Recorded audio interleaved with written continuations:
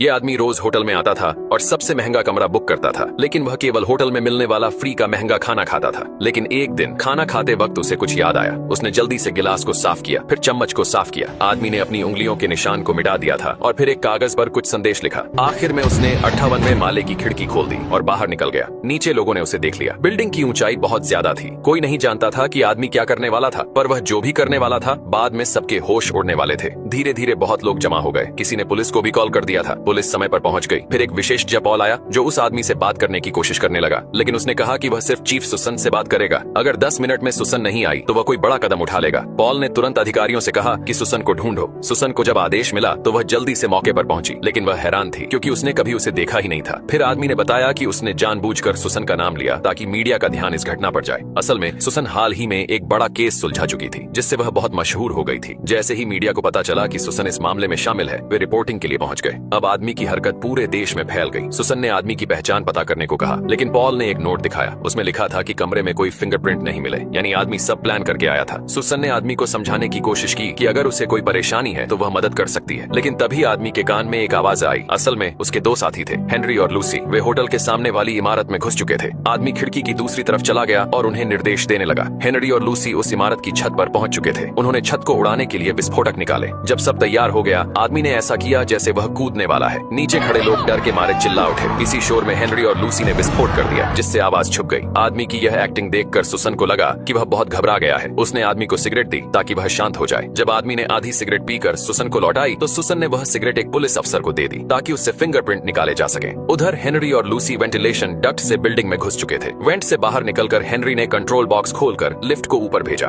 और lift shaft से होकर ऊपरी मंजिल तक पहुंच गया ताकि कैमरे में न आए। हेनरी ने एक स्केटबोर्ड निकाला और लूसी ने फर्श से मिलता जुलता कपड़ा उसे ढकने के लिए इस्तेमाल किया। सिक्योरिटी गार्ड्स उस वक्त न्यूज देख रहे थे तो उन्हें कैमरे की अजीब फुटेज दिखी ही नहीं। हेनरी ने कैमरे के एंगल से कॉरिडोर की एक फोटो ली, उसे प्रिंट किया और कैमरे के सामने रख दिया। अब उन्हें लग रहा था कि सब ठीक चल रहा है, लेकिन तभी एक और मुसीबत सामने आ गई। उस कॉरिडोर में ऊपर एक सेंसर भी लगा हुआ था। इनकी मुसीबत और बढ़ गई थी। ये लोग सबसे बड़ी चोरी करने वाले थे।